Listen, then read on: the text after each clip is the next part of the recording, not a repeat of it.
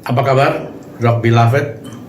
Perjumpaan yang menyenangkan kalau saat ini saya kembali boleh berdiri di hadapan Anda semuanya. Dan saya ingin melanjutkan kembali apa yang saya perbincangkan di bulan kemarin ketika berbicara tentang New Dimension. Dan saya melanjutkan dalam New Dimension bagian yang kedua. Yesaya 41 ayat yang ke-18 sampai dengan 20 dikatakan demikian. Aku akan membuat sungai-sungai memancar di atas bukit-bukit yang gundul dan membuat mata-mata air membual di tengah dataran. Aku akan membuat padang gurun menjadi telaga dan memancarkan air dari tanah kering. 19. Aku akan menanam pohon aras di padang gurun, pohon penaga, pohon murad, dan pohon minyak. Aku akan menumbuhkan pohon sanobar di padang belantara dan pohon berangan serta pohon cemara di sampingnya. 20. Supaya semua orang melihat dan mengetahui, memperhatikan dan memahami bahwa tangan Tuhan yang membuat semuanya ini dan yang Maha Kudus Allah Israel yang menciptakannya. Kita punya padang gurun. Di setiap musim perubahan ada padang gurunnya masing-masing. Di setiap hal kehidupan ada kesulitan dan tantangannya sendiri-sendiri.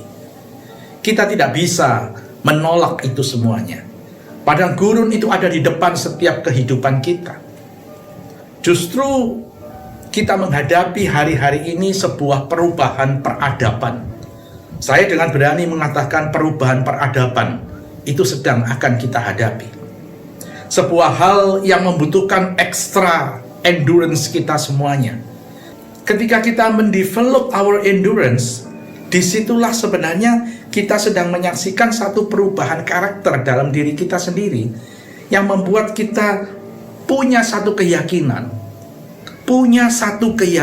bahwa sesungguhnya pengharapan keselamatan akan janji Tuhan itu tetap tersedia sampai saat ini. Poin yang pertama yang saya ingin bagikan di dalam New Dimension bagian kedua adalah changes to stronger. Perubahan-perubahan untuk menjadi lebih kuat. Yusuf adalah salah seorang tokoh di dalam Alkitab Perjanjian Lama yang menjelaskan kepada saudara dan saya sebuah gambaran, bayang-bayang daripada Yesus Kristus yang sempurna.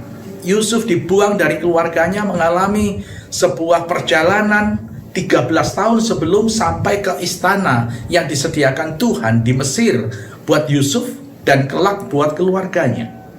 Disitulah sebenarnya Yusuf dilatih betul-betul, bukan hanya iman harapnya saja, tapi kekuatan daya tahan untuk membentukkan karakternya. Dalam Kejadian 49 ayat yang ke-24 dikatakan, namun panahnya tetap kokoh dan lengannya tinggal liat oleh pertolongan yang Maha Kuat pelindung Yakub, oleh sebab gembalanya gunung batu Israel.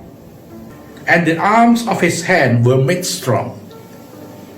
Tangan yang memegang busur panah itu juga tangan yang liat, yang terlatih. Bukan tangan halus, tetapi tangan yang penuh dengan kekuatan. Di ayat yang ke-22 dikatakan, Yusuf adalah seperti pohon buah-buahan yang muda. Pohon buah-buahan yang muda pada mata air, dahan-dahannya naik mengatasi tembok. Sebuah tanaman di mana batang dan dahan itu naik. Tembok tidak menghalangi, tapi justru dia melebihi, tumbuhan itu melebihi. Ketika dia melebihi tembok, artinya halangan dan tantangan tidak menyebabkan dia tidak mampu untuk berbuah dan melebihi tinggi daripada halangan rintangan itu, tapi dia mampu untuk membangun dirinya jauh melebihi tantangan dan halangan yang ada di dekatnya. Nah, kapan kita mulai lemah? Kalau Anda berlatih, Anda menjadi kuat, daya tahan menjadi kuat. Tapi apakah selalu kita mampu untuk kuat? Seringkali kita bisa mulai lemah di saat-saat seperti ini. Kapan itu bisa terjadi? Kita akan menjadi lemah, bahkan masuk di dalam bahaya ketika kita mulai membandingkan calling kita dengan orang lain. Kita mulai melihat situasi yang ada dibandingkan dengan diri kita. Kita mulai melihat panggilan dalam diri kita dibandingkan dengan orang lain. Di saat itulah sebenarnya ketika kita mulai membandingkan diri kita, kita akan mulai dihinggapi perasaan insecurity. Insecurity, rasa tidak aman.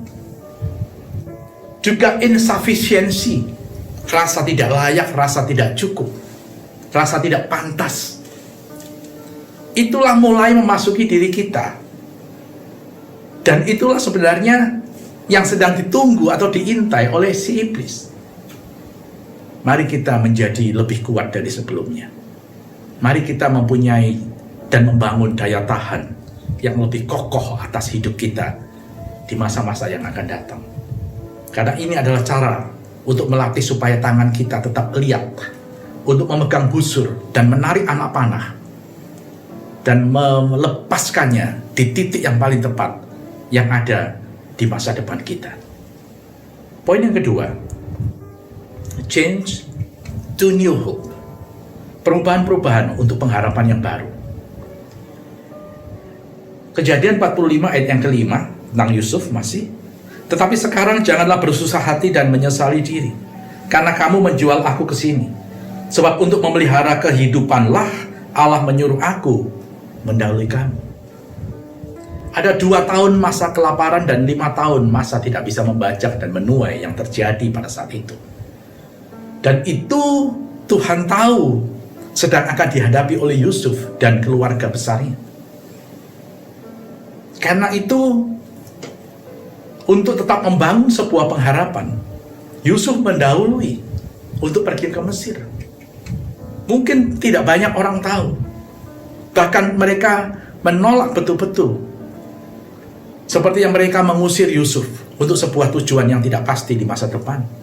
Tapi justru itulah bagian daripada rencana Tuhan yang besar untuk Yusuf sendiri dan juga untuk keluarganya. Untuk membangun kehidupan. Membangun kehidupan bicara sebuah hope, pengharapan. Dan kita sedang dikembalikan. Saya mau katakan dengan yakin bahwa kita sedang dikembalikan kepada tujuan Allah yang semula, yaitu keluarga. Untuk memelihara kehidupanlah Tuhan mengutus aku ke sini mendahului kalian.